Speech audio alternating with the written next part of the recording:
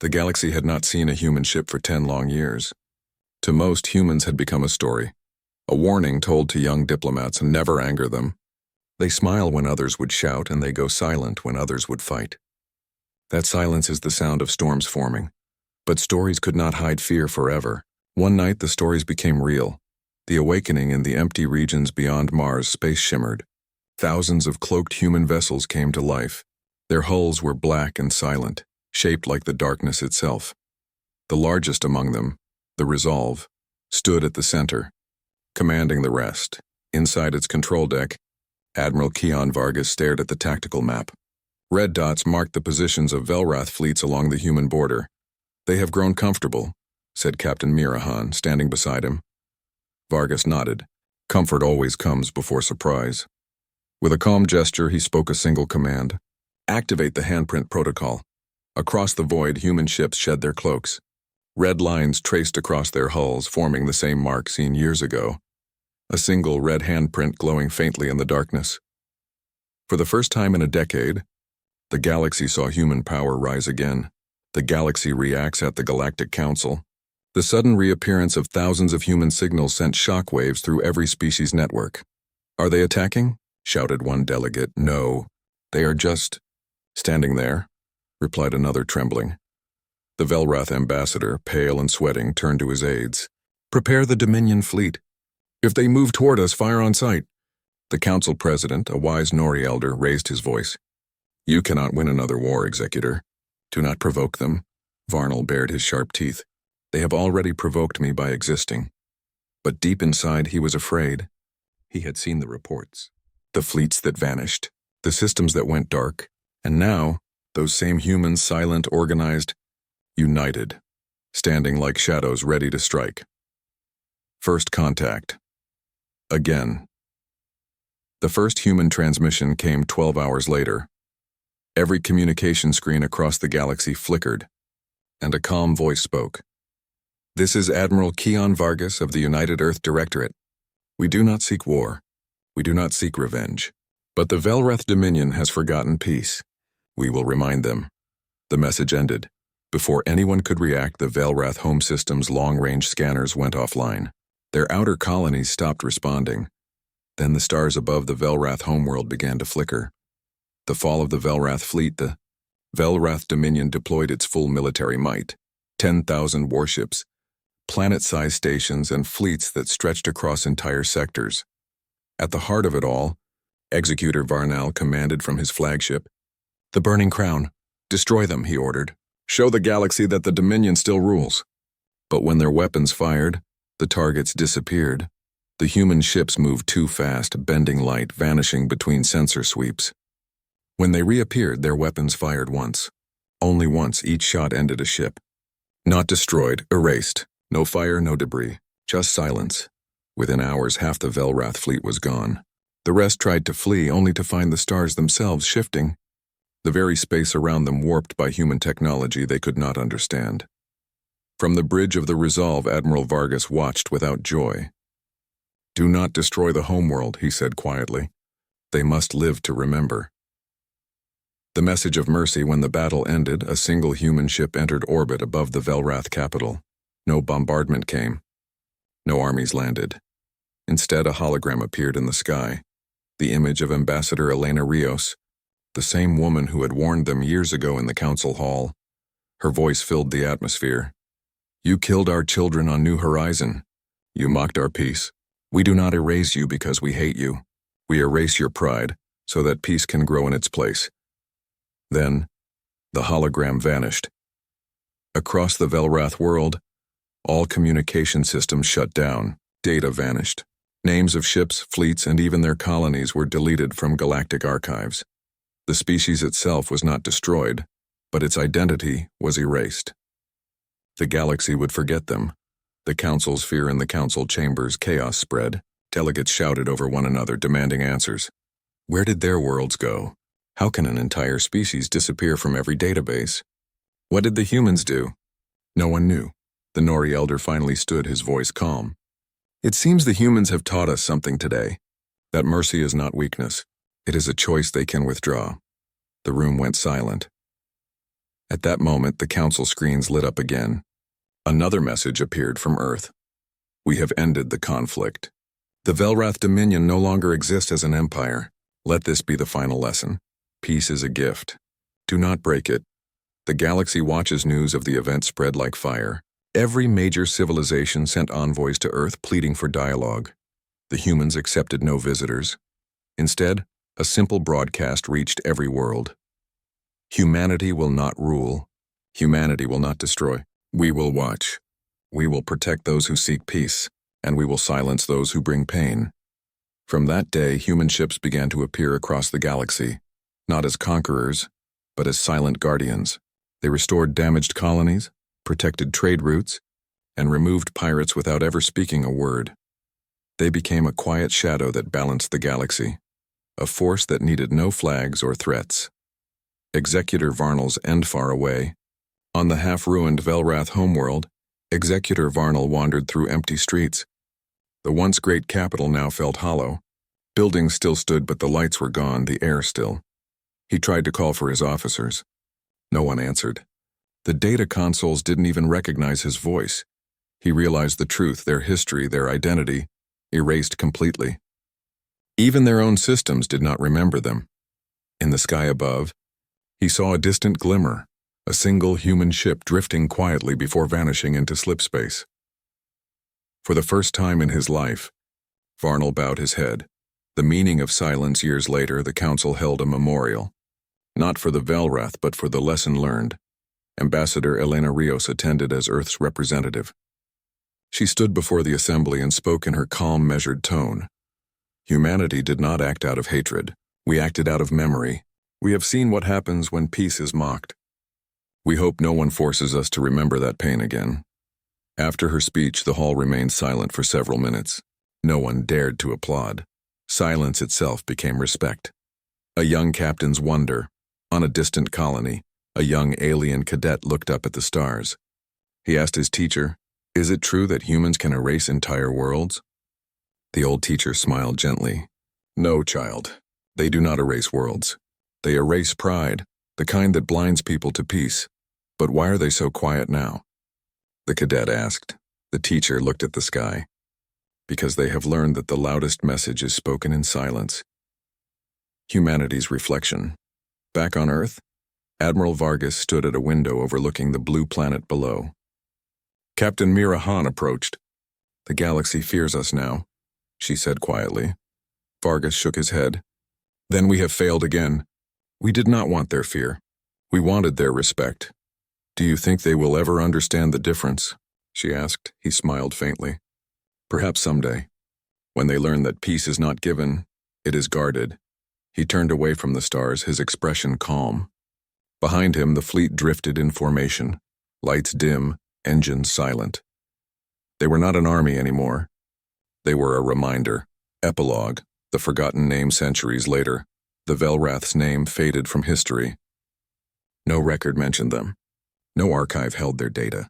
Their worlds were renamed, their species living quietly under new identities. Children in the galaxy studied the history of the human silence, the decade when Earth stopped speaking. And the galaxy learned to listen. Whenever someone asked, "Who were the ones that made humans angry?" the elders simply replied, "No one remembers that name on their lips again." The galaxy trembled in silence. It had been 2 years since the Velrath vanished.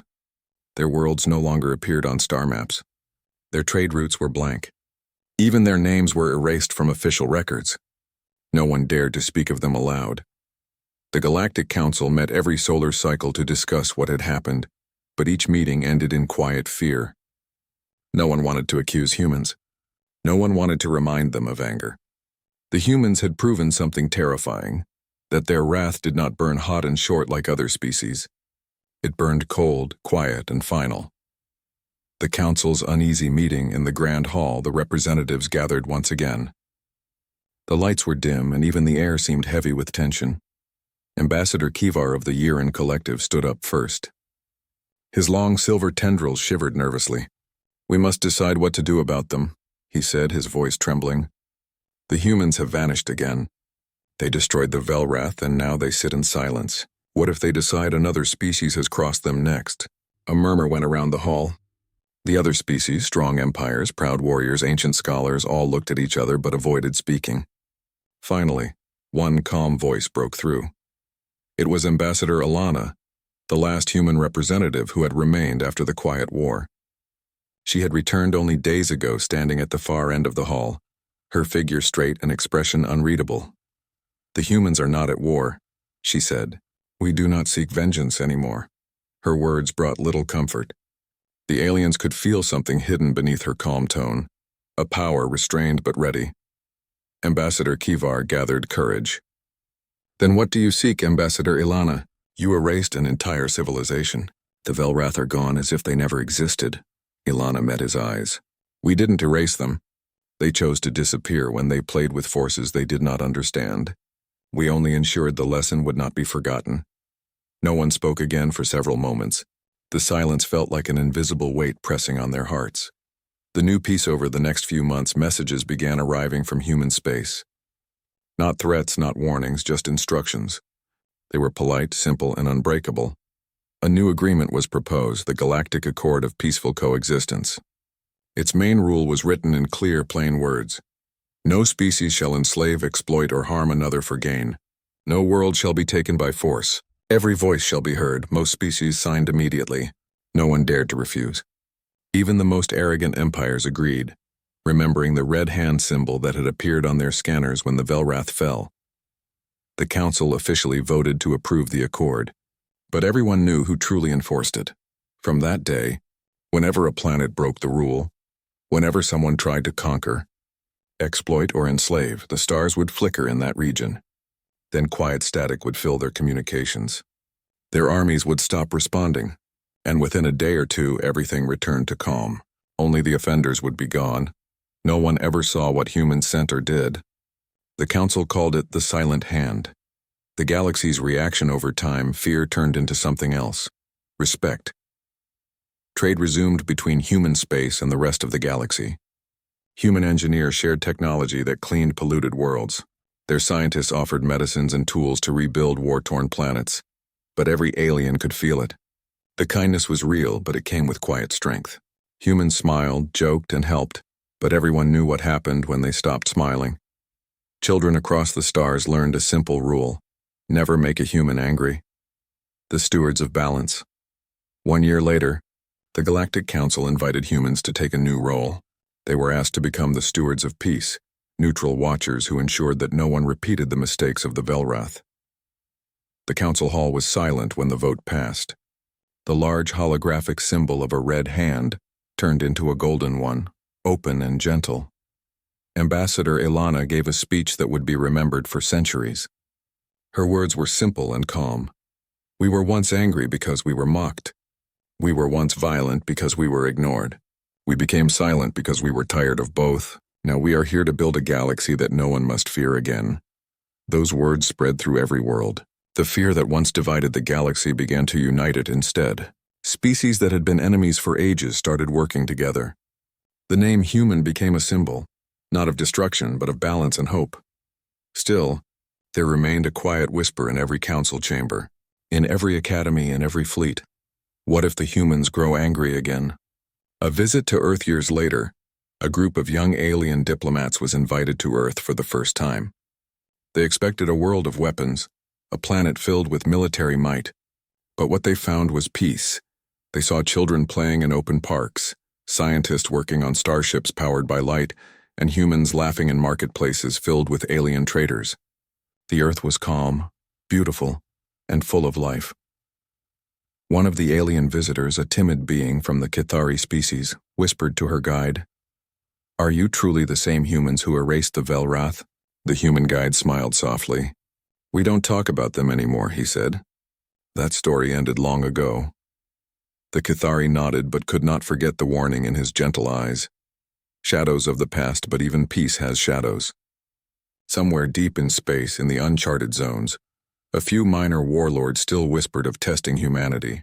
They claimed the Velrath's disappearance was a myth, that humans were bluffing. One of them, a reptilian admiral named Drash, sent a small fleet near human borders. They never fired, only scanned. Within hours, all their ships lost contact. Their last transmission showed a single symbol painted across their bridge screens, a red handprint glowing faintly. The message that followed was short and calm. Do not disturb the peace. No one saw the fleets again. The nearby stars continued shining as if nothing had happened. The meeting of unity, the Galactic Council held a final meeting that year. All members attended, including Ambassador Ilana. Chairman Orov of the Tarth Union stood and said, "We have seen the rise of a new order. For centuries, war and greed ruled us, but now we live in peace because humans taught us the cost of breaking it." The hall filled with respectful applause. Many turned toward Ilana, bowing slightly. She only smiled and said, "We did not teach you peace. We only reminded you what you already knew, that life in all forms deserves to exist." The lesson remembered from that day, humanity no longer needed to threaten or warn anyone. Their silence was enough. The galaxy had learned. Children on faraway worlds grew up hearing stories of the humans, not as monsters or conquerors, but as guardians who once got angry and changed the stars forever. And yet, deep in the archives of the Galactic Council, a single encrypted file remained. Its title was short, Velrath. It could only be opened by humans. Inside it were the final words of the Velrath Emperor before their end. "We thought the humans were weak. We thought their silence was fear. Now we understand. It was the voice of judgment." Ending scene as the council hall lights dimmed one final time. Ambassador Ilana stood by the large window overlooking the galaxy. Stars glimmered across the void like tiny promises. A young alien aide approached her carefully and asked, "Ambassador, do you ever regret what happened to them?" Ilana gazed into the stars and answered softly, "No. I regret that they made us remember who we are." And with that she walked away, leaving behind the whisper that united the galaxy in eternal peace. No one dared to speak the name of the lost species again. The galaxy had changed. For generations, civilizations rebuilt, learned to work together, and explored new worlds with humans quietly watching over them. Trade routes were peaceful. Disputes were rare. Pirates and warlords knew better than to test humanity's patience. But stories of the humans, the silent stewards, never faded. In every star system, children learned the tale. Do not make humans angry. They do not forget. They do not forgive easily, and they do not need to speak to act. The new era on Earth, humanity had transformed, not by conquest but by responsibility. Cities flourished. Education reached every child. Technology rebuilt destroyed planets. Humanity became a species of wisdom, patience, and strength. Admiral Keon Vargas, now older and wiser, stood in the command center of the largest human orbital station. "All is calm," he said, looking at the galactic map. "And yet we remain vigilant." Captain Mirahan nodded. "Do you think anyone will ever test us again?" Vargas shook his head slowly. "Perhaps, but they will remember what we did to the Velrath. That memory is enough to keep peace." A visitor from the past in the remote council moon of Loran, a young alien historian named Jirak, studied old holographic records. He was fascinated by the story of the humans, by the silence that had changed the galaxy. "I want to meet them," he said to his mentor, Elder Thyra.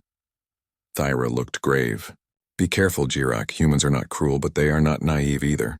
Their silence is a shield." Jirak did not understand. "A shield?" "Yes," Thyra said quietly. "A shield that guards peace and punishes pride. A whisper of memory." Across the galaxy, small whispers of the Velrath still lingered. Some few ships that survived the initial disaster tried to tell their story. They described a species that had vanished from maps, erased from records, and yet watched silently from the shadows. Most dismissed the stories as myth. Only the oldest scholars and the council elders knew the truth. "Do not speak the name," they warned students. "Do not even think it aloud. The humans will remember." Even centuries later, no one dared to defy that warning. The silent guardians' human fleets now traveled openly, but rarely engaged in conflict. Their presence was enough to prevent trouble. Pirates stopped raids. Warlords abandoned plans. Even natural disasters seemed to find aid when humans were near. They were called the stewards across the galaxy, protectors, watchers, and sometimes legends. A young Trillari cadet whispered to her friend as they watched a human vessel pass through orbit. "Do you think they will ever attack anyone again?" Her friend shook her head. "No, but even their calm is a warning." And she was right. Lessons in silence on Earth. A school classroom overlooked the Pacific Ocean. Children of many species, adopted from colonies across the galaxy, learned the human way: intelligence, patience, respect for life, and the quiet power of remembrance. A teacher, Ambassador Ilana herself in her last years, spoke softly. "Humans do not fight unless necessary. We do not threaten unless provoked. But when peace is broken, we act. Always remember this." A child asked. "Why are you so calm if you are so strong?" Ilana smiled. "Calm is stronger than anger. Silence is louder than war. And memory. Memory is the strongest of all." A test of the galaxy. The galaxy faced a rare test. A minor empire, reckless and ambitious, tried to claim a small human outpost. They moved fleets, sent diplomats, and boasted of their strength. But nothing happened at first. Human ships stayed cloaked. Systems remained silent. Then, without warning, their communications filled with a simple message: "You have forgotten the lesson of New Horizon. You will not forget again." The minor empire's fleets vanished. Not destroyed, not damaged, gone. Their colonies continued to exist, but all plans of conquest disappeared as if erased from memory. The galaxy learned again. Humans did not need to speak or fight.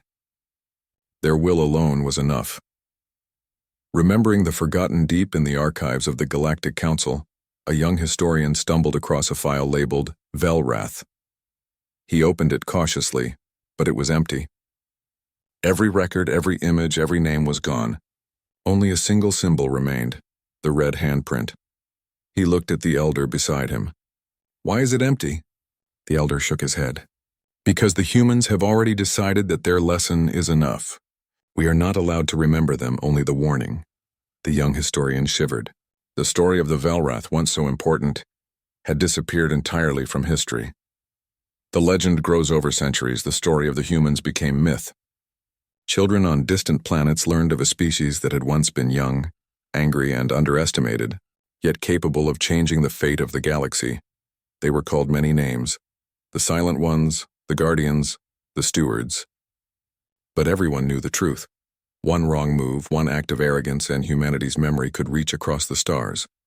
No one dared to speak the names of their enemies. The Velrath were gone, and their story vanished. The watchful eyes from Earth, humanity's gaze remained quiet but constant. Satellites, stations, and fleets formed a vast network across the galaxy. They did not interfere in daily life, but the mere presence of human observation ensured peace. Admiral Vargas, now the eldest of his generation, looked at the stars from his office aboard the Resolve. "They do not know we watch," he said. Captain Mirahan nodded. "And that is enough. That is all we need." Across the galaxy, no one opposed them. Even ambitious empires thought twice before testing the humans' patience. The final message on the 1000th anniversary of New Horizons' fall, a galaxy-wide broadcast was sent. It was simple. It was human. We were tested and we endured. We were angered and we remained silent. We acted and we taught the lesson of respect. Let this galaxy grow in peace. Let no one forget the cost of pride. And remember, never speak the name of those who forced our silence. The message ended. Every screen, every speaker, every translator transmitted the same words. The galaxy listened in quiet awe. A child's question on a small moon in the Trillari system. A child looked up at the stars and asked her father, "Father, who were the Velrath?" Her father smiled but did not answer. He leaned down and whispered, "No one remembers that name on their lips again." The child looked puzzled. "Why not?" "Because," he said, "some lessons are too powerful to repeat, and some anger is best left remembered only in silence." The child nodded, understanding more than words could say. Humanity's legacy. Back on Earth, the last great human leaders gathered in a hall of remembrance. They looked at the galaxy beyond. No one could see their fleets. No one could measure their strength. No one knew how much power they had, and that was the point. Admiral Vargas spoke softly. "We were once tested. We were once humiliated. We were once angry. But we chose silence. And through silence we changed the galaxy, Ilana added. Now the galaxy knows peace, and they will never forget, even if they cannot name the one who taught it. Vargas nodded. The lesson is enough, and in peace we grow stronger. The final thought stars shone in the vast darkness. Across planets and moons, civilizations lived in quiet harmony. Humans watched, always calm, always patient. And somewhere in the deepest archives, a single symbol glowed softly. The red handprint. A symbol of memory, warning, and respect. No one spoke the name of the species that once made humans angry. And no one ever would. Humanity had changed the galaxy. Through silence, patience, and strength, they became more than a species. They became a legend. And in that legend, every star learned to shine a little brighter. For countless years, Earth had been nothing, more than a forgotten dot in the vast Milky Way. To the Galactic Council and the great alliance of advanced civilizations, it was a backwater Class 3 planet. That term was a polite way of saying unimportant. The Council's databases described Earth as a world full of unstable weather, short-lived species, and a history filled with small wars and rapid changes. The report's summary was short and dismissive. Not a threat. Low technological progress. Limited space activity, observation unnecessary. And so for centuries no alien eye turned toward the blue planet. The Council's fleets explored richer worlds, trading with great empires and guiding new species into the galactic fold. Earth was left alone, forgotten by the stars. But that was about to change. In the year 2317, humanity stood at the edge of a new era. After decades of global unity and progress, Earth's scientists had built something that would change the course of history. A small machine known as the Quantum Gateway Engine. It sat deep inside Orbital Research Station Polaris, a shining facility that floated between Earth and the Moon. The project was led by Dr. Maya Quinn, a quiet but brilliant scientist who had spent her entire life studying space-time physics. She stood in front of the control console, her eyes fixed on the swirling energy inside the machine's containment field. Around her, engineers and researchers waited silently. Every heartbeat felt like thunder. "Are we ready for the test?" she asked. "All systems green," replied her assistant, Leo Park. "Power levels stable. Field integrity at 99%. Dr. Quinn took a slow breath.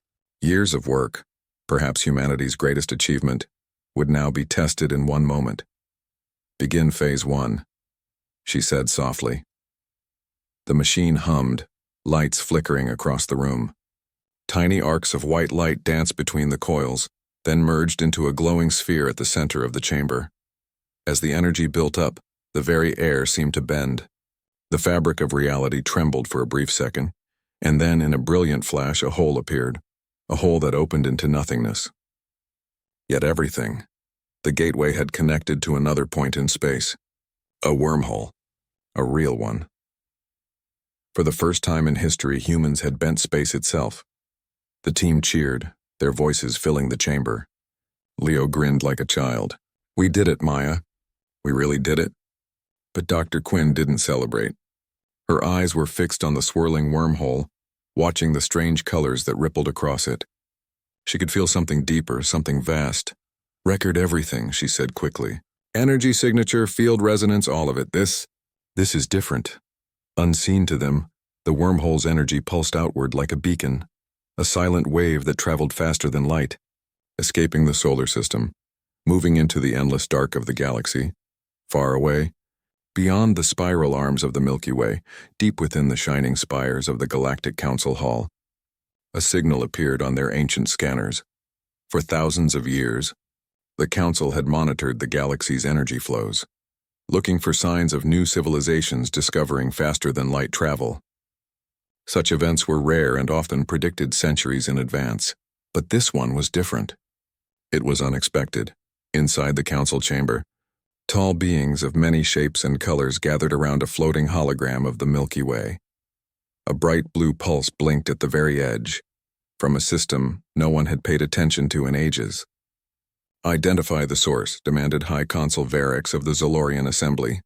"Sector Theta 22, replied a technician. "Outer spiral arm. The Sol system."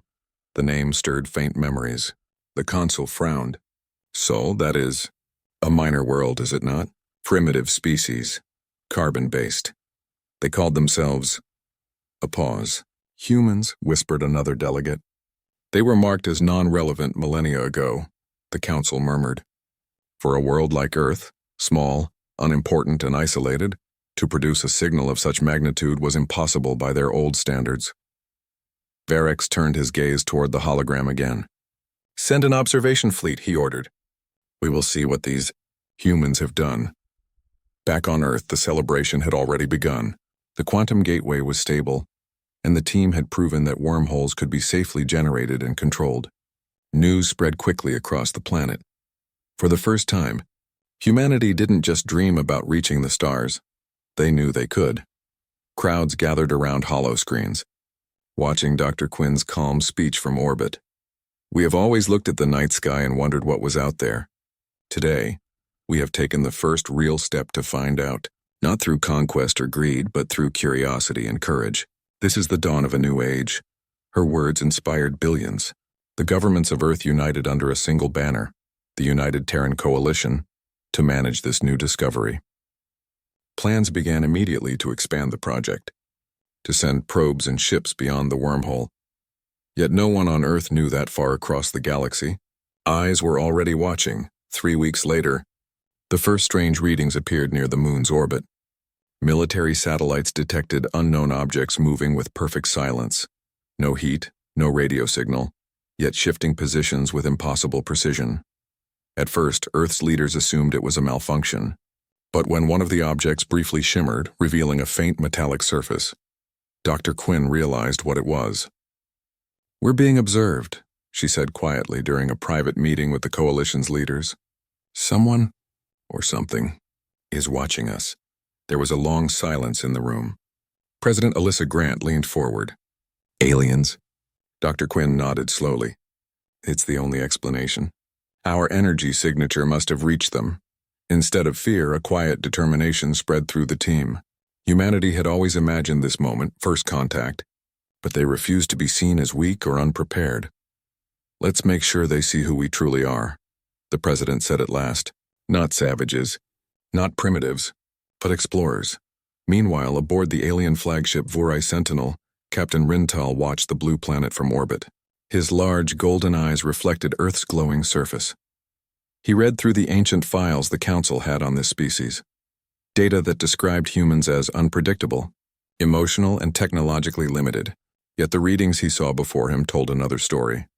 The humans had not only detected their stealth probes, but had even disabled one without firing a single weapon. Their orbital defenses were far more advanced than expected, and their communication systems used quantum encryption, something few Council species had mastered. Captain, said his first officer. They know we're here. Rintal's expression softened. Then they are not as primitive as we believed. He watched as a signal blinked on his console, a message from Earth, written in both human and galactic standard language. Welcome to our orbit. We invite you to speak with us peacefully. Rintal leaned back in silence. No young species had ever invited the Council before. They usually begged for contact or hid in fear. These humans, he murmured, may be small, but they are not ordinary. He turned to his officer. Prepare the diplomatic envoy. It seems this backwater planet has decided to surprise the galaxy. As Earth's blue glow shimmered beneath the alien ships, the first meeting between humanity and the stars drew near. And though neither side fully understood it yet, this encounter would change the balance of power in the galaxy forever. The world once called unimportant was about to show the universe what it truly meant to be human. The day humanity met the galaxy began quietly. In the calm orbit above Earth, the Vurai fleet waited like silent stars. 5 large ships, each the size of a city, shining with silver hulls that reflected sunlight. From below, they looked like bright new moons. People across Earth stared at the sky, both amazed and anxious. For centuries, humans had dreamed about aliens. Now they were here, real and watching. Inside the United Terran Coalition Command Center, screens glowed with data. Every telescope and satellite focused on the newcomers. Scientists, soldiers, and diplomats all gathered, hearts pounding but voices steady.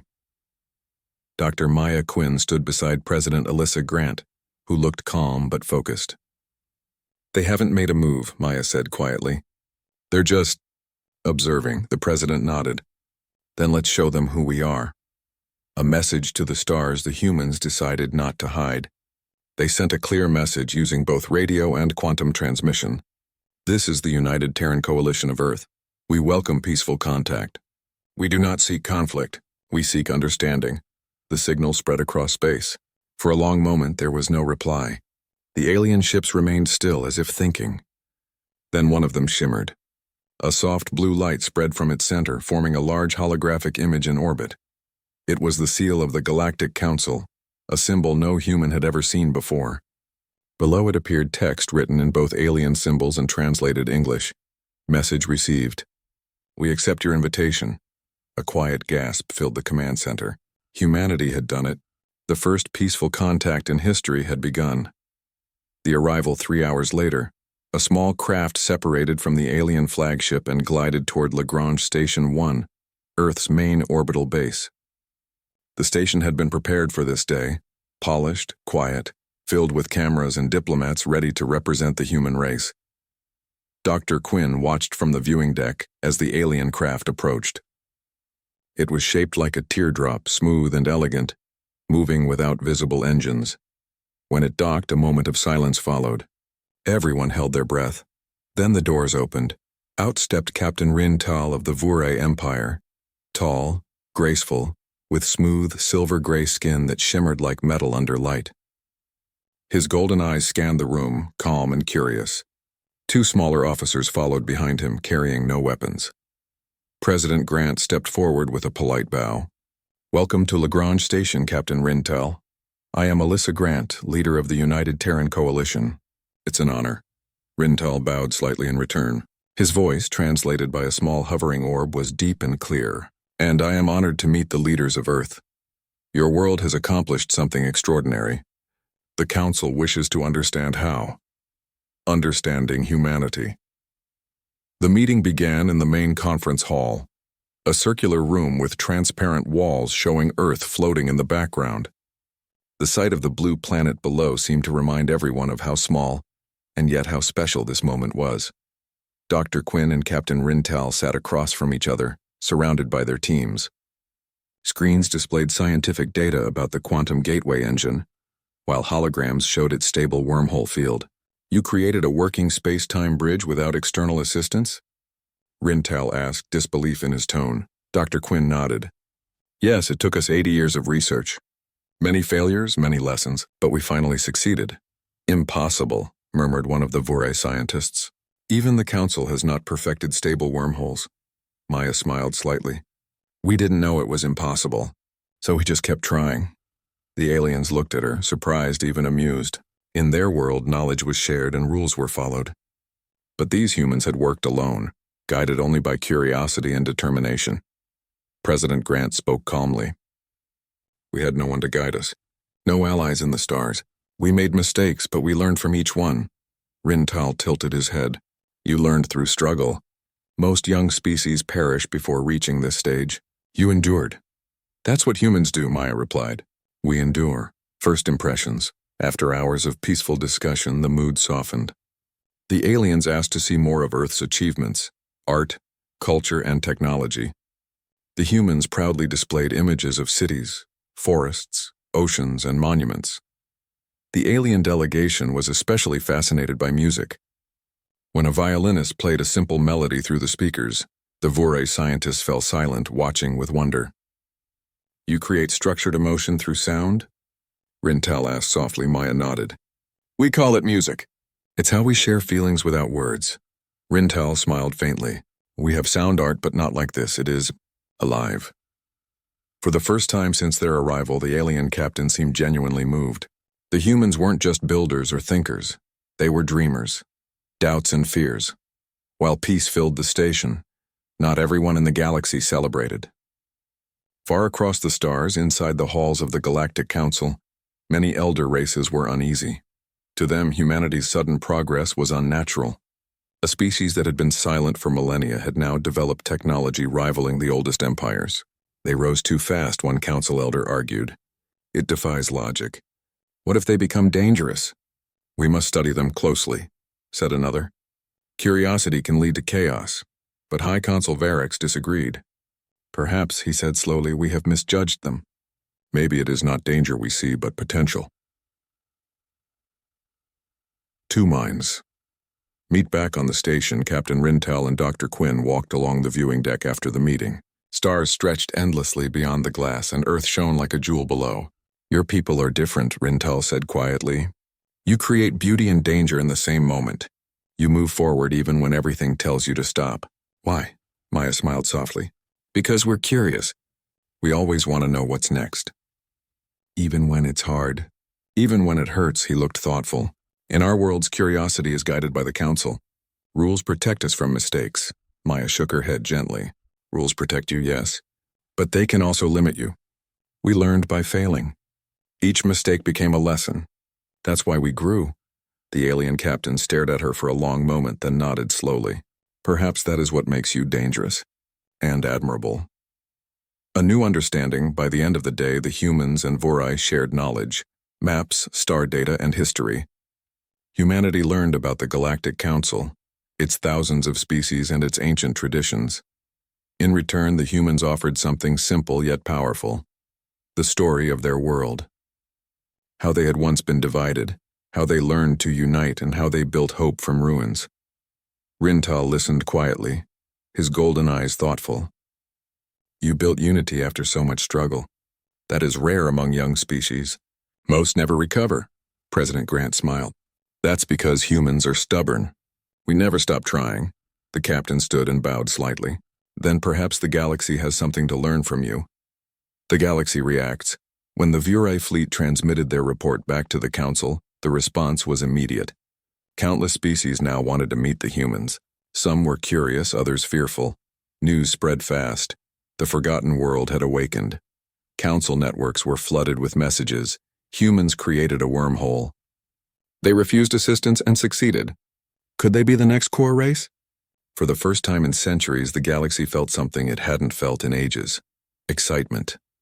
The old empires, comfortable and proud, now looked at Earth with new eyes. The humans had done the impossible, not by being the strongest, but by daring to dream when no one believed they could. The promise of tomorrow before leaving. Captain Rintel met President Grant one last time. I will speak to the Council, he said. I will tell them what I have seen. A world that should not be ignored. The President smiled warmly. Tell them we wish to be friends, not rivals. Rintel nodded. I believe they will listen.